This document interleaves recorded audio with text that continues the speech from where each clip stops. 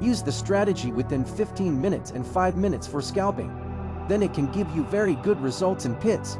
To understand it properly, we are telling you with the help of these arrows that the above moving averages that you see above will act as support and resistance for you. And a combination of these has been created below, with the help of which you can make an entry for buy-sell. A very easy formula is being told to you to understand them. Look at it carefully, and after practicing on your demo accounts, you can apply it on your real accounts. But until you understand it, until then, it will be very difficult for you to make a profit.